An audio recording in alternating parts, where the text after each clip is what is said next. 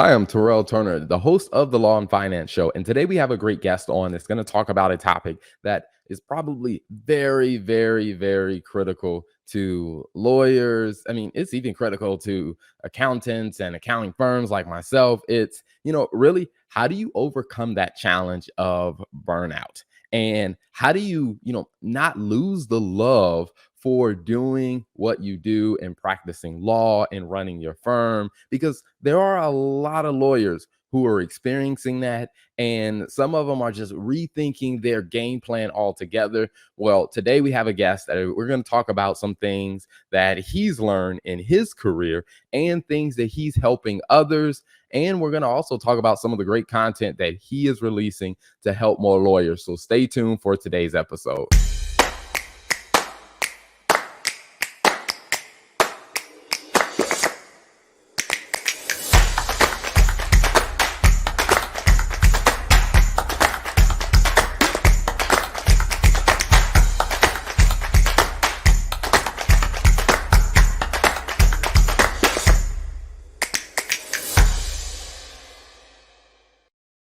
So without further ado, let me bring on my guest, Gary Miles. Welcome to the show. How are you? Terrell, I'm doing awesome. Thank you so much for having me on. I love what you do. Oh, thank you. Thank you. Hey, it is definitely a pleasure because, when I saw some of the content that you posted, one of the things that I thought is I'm like, man, we have that same problem in the accounting industry of just people just getting so far, they just completely just get burnt out with all that it is to deal with being in the industry. Yeah, it's a common problem really in so many professions, whatever it is. We don't set boundaries and we can get burned out, and then we wonder why did we choose this? This was our passion. For me, it was becoming a lawyer. Biggest day of my life, passing the bar, getting admitted to the bar, before the court, family there, and then some years later we're stressed, overwhelmed, and not happy. And maybe the same thing has happened to some people in accounting too. Awesome. So I'm looking forward to hopping into that. But before we do, can you tell like what part of the country are you in? So I'm a Maryland attorney. I lived in Maryland for 10 days shy of 67 years. I'm now kind of downsizing from the active practice of law, and I've relocated to Southern North Carolina in a place called Pinehurst. My passion, one of my other passions is golf. I played competitively as a young person, and I still love it. And it's a golf mecca and a beautiful, peaceful place. I still go back to Maryland. I still work with my firm. I go back and try cases, etc. But right now I live in North Carolina, although I'm admitted to practice law in Maryland. Okay, awesome, awesome.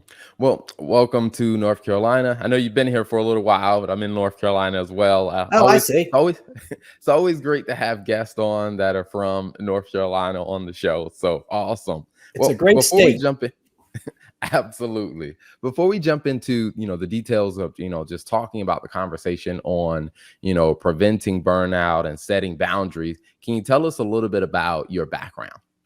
Sure. I've been practicing law for 43 years. I did mostly insurance defense for a period of time. I know that what you do is help to coach lawyers and law firms on business. I was in a small firm. We range from 1 to 4 attorneys, and doing work for insurance companies. I enjoyed it. I was good at it, but it wasn't a good business decision for 2 reasons. The hourly rates were low, but more than that, it did not allow for any diversification. My 100% of my practice was derived 98% of my income from 2 insurance companies. And if one chose to go in a different direction, I was in trouble. So we all know diversification is a key. So I moved into family law and have been doing that for the last 20 years, really helping people come through what's one of the most stressful things in their life. But during that time, for about 30 years, I managed my firm. Made the decisions on hiring, growth, downsizing, and we had to do all of that at different times, and really learned a lot about the business side of law firms. Awesome, awesome. So one of the things that I'm very curious about, is you mentioned about figuring out some of the the business side of it, of thinking through, hey, if we only have 2 customers, what kind of risk does that put us in? I guess when you first started, your law firm, did anybody ever like mention or give you any heads up on like diversification, or was it just, hey, you learned it over time? I learned it through an unfortunate event, really. I wish I had been smart enough. I wish I had your counseling to have learned it earlier. But I learned it when, at that point in time, I was pretty much doing all that work by myself. And I had two firms and two insurance companies, and one went in a different direction. They went to work with a bigger firm. 4 or 5 years later, they came back. But that was a rocky time. And I learned my lesson, not because I was wise, but because of that terrible experience that caused me to realize the importance of diversification. Mhm. And I think that's a very interesting one because, one of the things that I've been finding as, we've been talking to more lawyers is we're starting to see or recognize, let me put it that way, is that some lawyers that went from just practicing law to managing their firm to now having to manage the business side as well as practicing law, like that burnout factor seems to be going even higher. So, during those times of kind of, actually managing the business as well as practicing law, what was that kind of like for you as far as like the hours you were working or like the stress load you were feeling because of that additional factor? The hours for me, because I was self-employed, I could choose what hours I worked. I could choose how hard I wanted to work. The hours were never overwhelming, but the stress was a different thing because work comes, work goes. The bills stay the same, but you have a fluctuating income flow. So I did some plaintiff's work too, and you invest time and energy and lay out costs on a case, and you don't know how it's going to work out or when it's going to work out. But during that time, that case is not bringing in revenue. So it was very stressful. We also had a branch of the firm at one point that did foreclosure work, which I didn't particularly enjoy. I sort of inherited involuntarily. And in that, there's such tremendous cyclical ups and downs. And we went from having hardly any work. We ended up having 45 staff. And then 2008 happened and it went down. And so really there's a whole lot of stress in running a firm. And unfortunately, we learn a lot about law in law school. We don't learn anything about how to be a lawyer, not enough at least, but you learn that when you start working. Your mentor, your law firm trains you on how to do your area of law. But we're never trained in business development, and we're never trained in finance and how to really manage a firm. And that's important to learn. Hmm.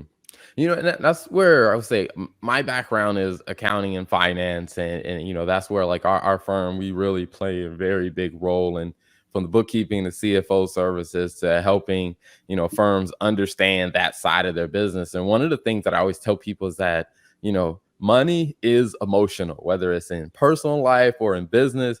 But it just seems like from my perspective, I'm curious on yours, is that when it came down to being a business owner, it's like see you got a chance to see the cycles of money up and down and still like, hey, the expenses stayed the same. Like that to me seems to be a very overwhelming factor that a lot of people aren't ready to kind of navigate. So you mentioned also about having to make all the hiring decisions.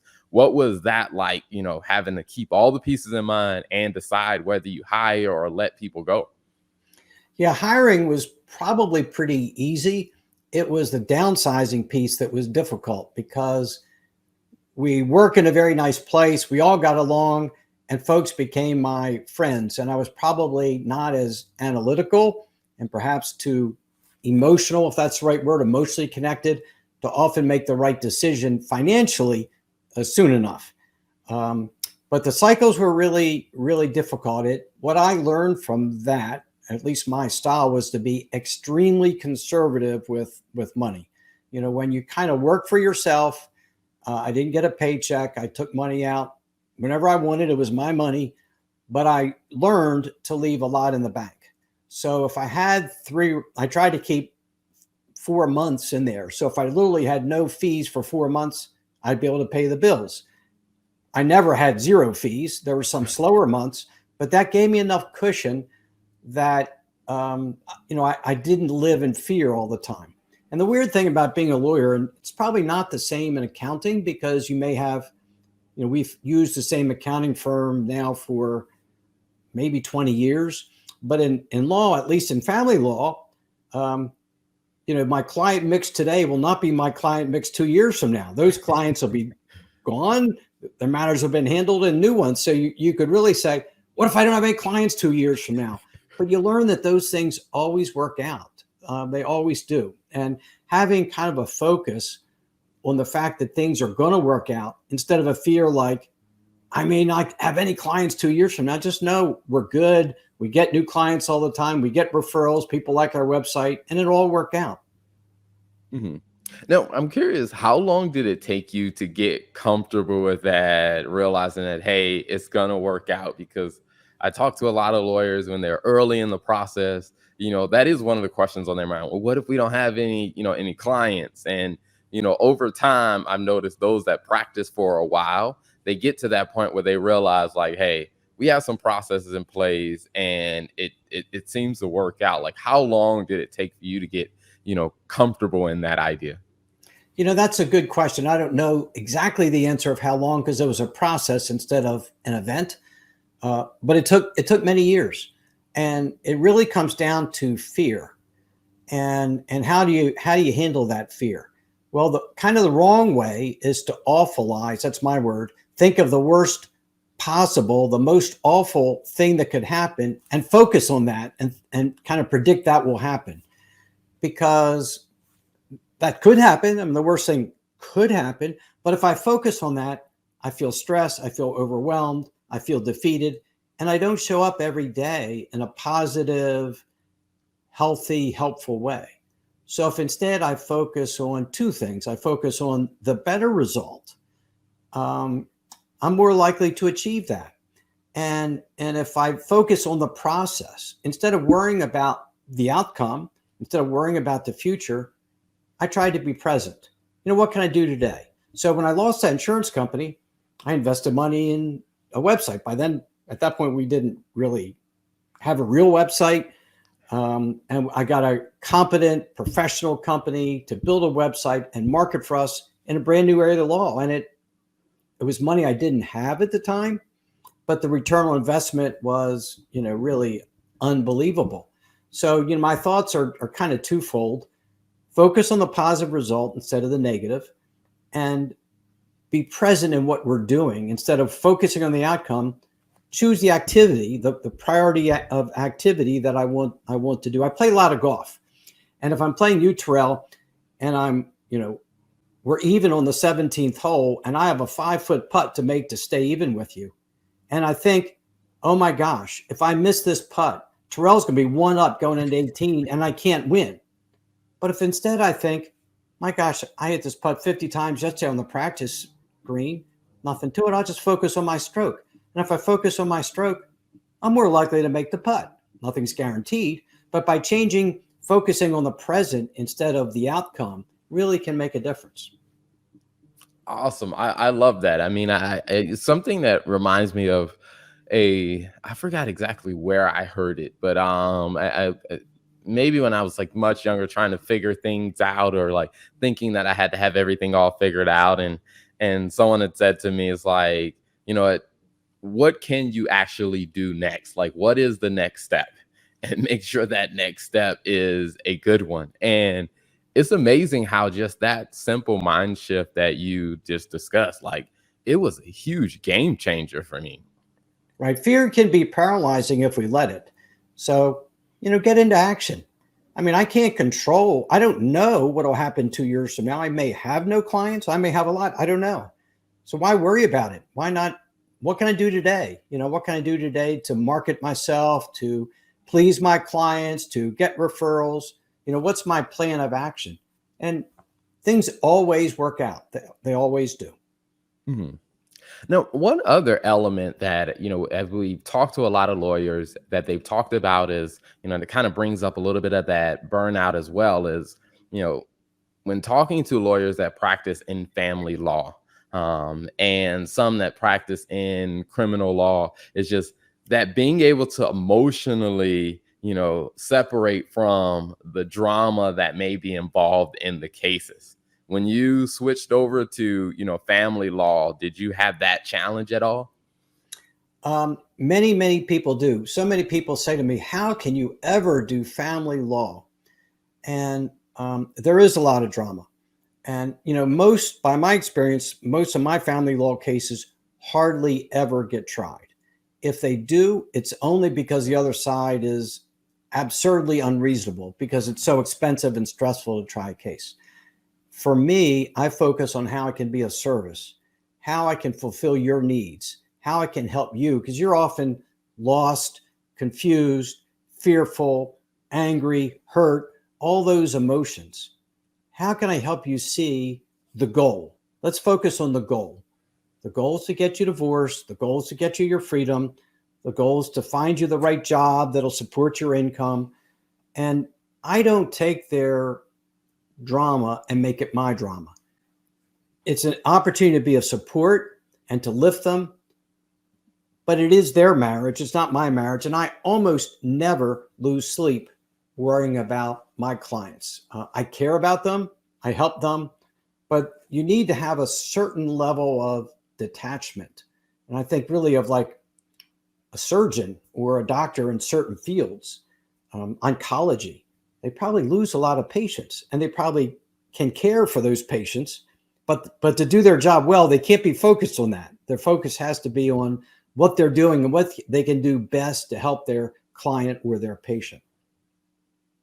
Spoken like a very wise man. I think there are so many lawyers that I'll share that advice with, because that has been something I've noticed to come up a bit more when talking with lawyers about, like, their law firm, and some of them have come out and said it's just like, what, Tara, honestly, I don't know how long I can practice family law because, man, the burden that they're carrying is heavy. So thanks for that insight. I will definitely share that with them. Yeah, I just always remember it's not my burden to carry. It's my opportunity to be of service, and I like to focus on how I find fulfillment. And in almost every one of those cases, at some point, it got slower during COVID, but at some point it ends. It concludes, and every one of my clients is happier then. They know their plan, they know where they're going to go, they know who they're going to be with, and they feel free. And so I focus on getting them to that point, and it's so fulfilling. And at every point, they're all at different stages. So, this month I resolved that client's matter and I feel fulfilled from that. And this client's just getting started, and I can paint that picture to them of what it's going to look like when they're finally free. Mhm.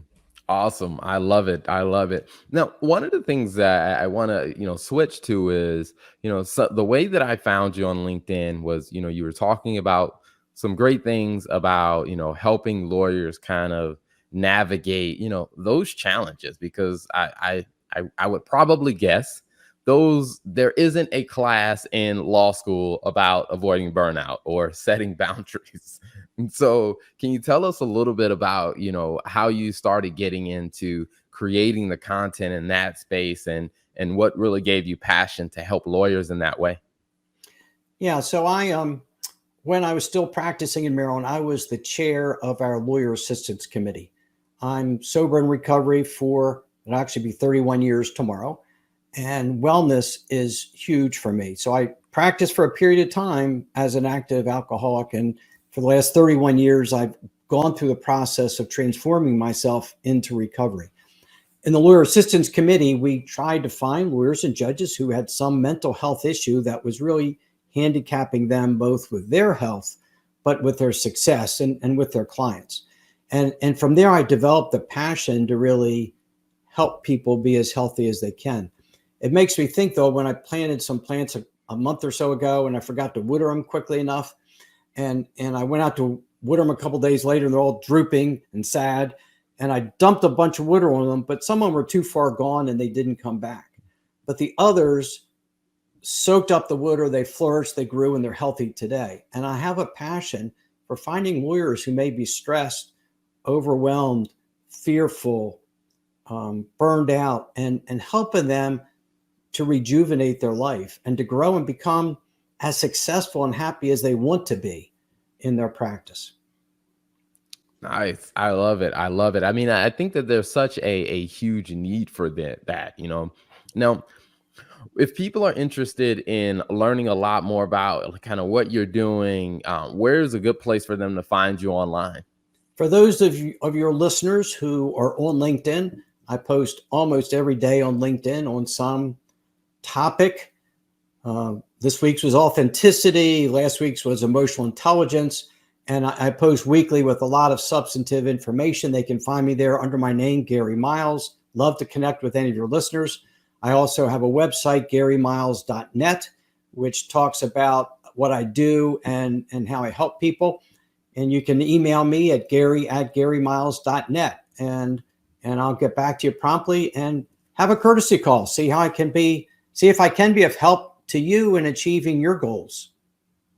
Awesome, awesome. One of the things that I noticed, like when I love the I guess you call it the pop up or the call to action in the front of the website. And I don't want to talk about the 8 tips itself, but just the idea of boundaries. When it comes down to practicing law, is how often do you think lawyers are prepared to be able to set boundaries that can prevent burnout? I think I did a poll on this when that was my theme for the week, and maybe 90% of the respondents felt they didn't set boundaries well enough and that they were suffering from burnout. And there are probably kind of 2 scenarios that can happen. If I join a firm, I want to prove myself. I want to become a partner. They say jump. I ask how high. They say, can you take on this thing? I say yes, yes, yes, yes, yes. Not ever accounting for what I'm really able to do. Or when I'm building my own firm, I'll say yes to this client, yes to that client, bring in more and more work because I'm worried I won't have enough revenue. So I say yes to everybody until it's just too much. So I think it comes from the competitiveness and kind of the financial aspect of law. We think we have to say yes to everything to be successful. And we really don't. We just have to be true to ourselves, be authentic, attract the clients we want, and it will all work out. Awesome. I love that. And I can definitely second that, because that was one thing that I've enjoyed when that light bulb moment happens for like some of the lawyers we work with, where like I'll ask them a question of, okay, based on how much money you want to make, how many cases do you need to achieve that? And usually it's some ridiculously high number. Then when we go through the numbers, we do some analysis and look and see average case value, like you only need X number of cases to be able to sustain that. And it's just like being able to see that roadmap, then they're like, oh my gosh, like I can like set some boundaries. Like I Right. don't have to kill myself to hit my goals. So I really love that when I saw that on about, talking about boundaries, because I would probably have guessed the same thing, that most lawyers don't have healthy boundaries that could lead them away from the cliff of burnout. Right. And part of it is what you do for your law firm clients. They don't ever think about that. They don't think about how many cases do I need. They're just saying yes because they just get in this treadmill of saying yes to everything. And sometimes it's okay to say no. That's not a kind of case I handle, or that's not a client I want to represent, or I have enough work to be where I want to be. Awesome. I love it. I love it. Well, before we wrap up, one final question I love asking every guest is, out of all the things that you talked about today, if you had to say, recap and say, hey, there's here are 2 key takeaways that you want lawyers in the audience to remember, what would those 2 things be? The first is to focus on the positive things in your life. I'm a huge believer in gratitude. Whenever I'm in a bad place, everything's going wrong, nothing's going my way, whatever, I focus on what I have to be grateful for. And then I stop worrying about the little thing that took me the wrong way. And to stay present.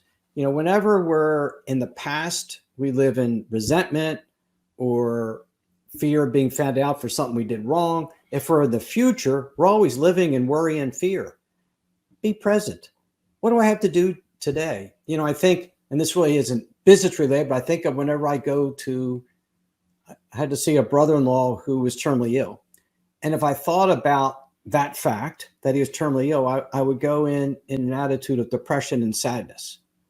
But if I thought, what can I do today at the present moment to be of service to him? All of a sudden, I'm warm and loving and caring and listening. So be present and be grateful. Those are the two main tips. Awesome. I love it. Well, Gary, thank you for being an amazing guest. Thank you for coming on today. It's been a pleasure having you. Thank you, Terrell, for having me. I appreciate it very, very much.